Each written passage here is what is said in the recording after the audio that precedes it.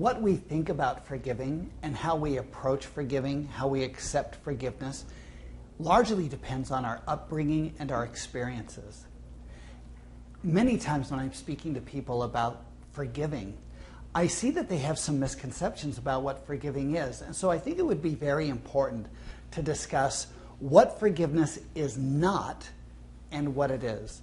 And as I do this, I'd like you to think about what you think about forgiving. What keeps you from forgiving on a regular basis? What stands in your way of really opening up and forgiving the people that have offended you? For example, some people think that forgiving is a face-to-face confrontation, that in order for you to forgive your offender, you must meet with them face-to-face and express your grievance, hoping that they will apologize. I don't think that's true.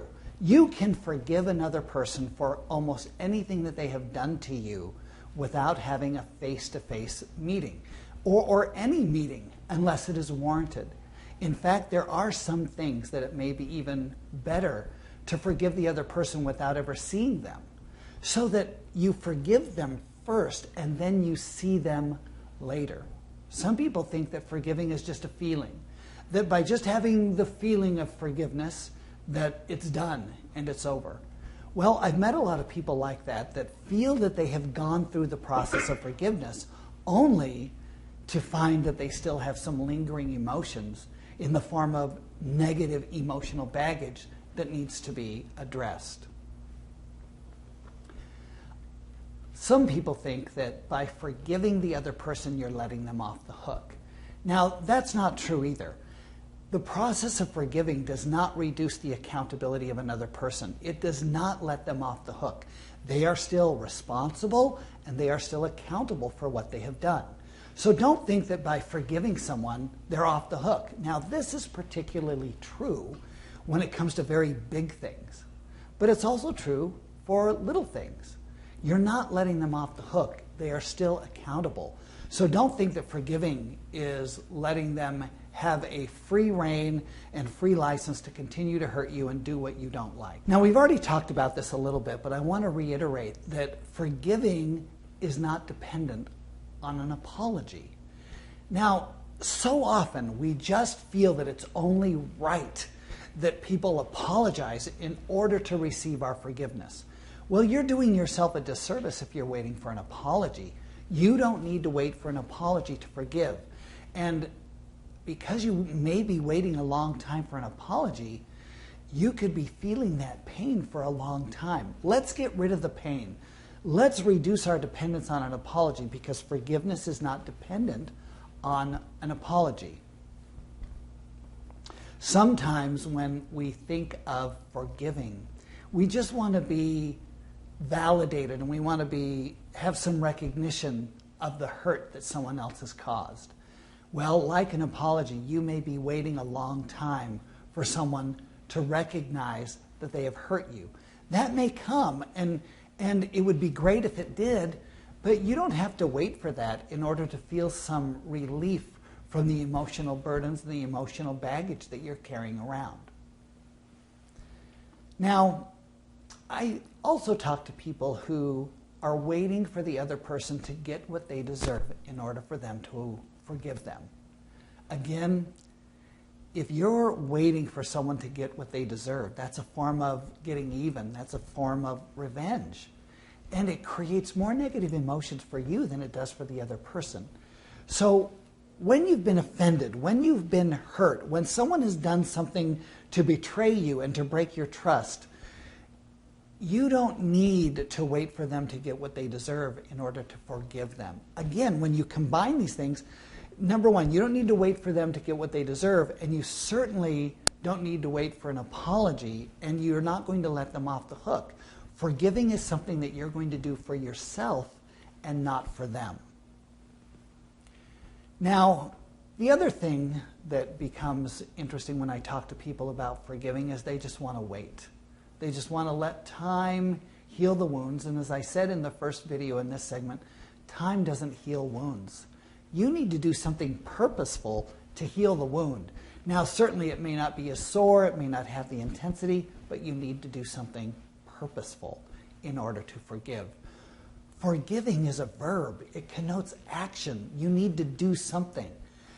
So I've spent some time talking about what forgiveness is not. Now let me talk about what forgiving is, so that you can get a good idea of what forgiving is as we now move towards truly discussing what the 6 steps to authentic forgiving is. But first, here's what forgiveness is all about. It is the greatest gift that you can give yourself. And again, remember, this is not something that you're going to do for the other person. This is something that you're going to do for yourself. Forgiving is also a personal choice. Don't be forgiving someone because they ask you to. Don't be forgiving someone because you have to. You're going to forgive because it's the right thing to do. You're going to forgive because you're going to make the choice to be better. You're going to forgive because you're going to make the choice to be happy and to rid yourself of emotional burdens. The other thing about forgiving is this. You're actually going to prioritize being free from negative emotions, or you're going to prioritize healing over being right. Now, this means that you're going to need to suspend your natural inclination of fairness, because on some level, fairness dictates that the other person gets what they deserve, that the other person be punished for their offenses. But forgiving requires you to suspend your natural feeling of fairness and prioritize your own healing over being right. Because you may be right, you may be justified. Everything may point to that this person really did something wrong, and I don't want to minimize what happened in any way. I don't want to minimize any of the pain that you might be feeling. But what I'm going to ask you to do is prioritize healing over being right. I want you to prioritize healing over your idea of fairness. Forgiving is a journey of personal growth.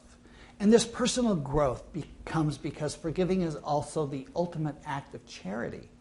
This is where you're truly going to reach inside yourself and demonstrate that you're a charitable person. Forgiving is just that. It is merciful. It is charitable. It is loving. It is compassionate. All of those things that generate positive emotions that create your own personal level of happiness.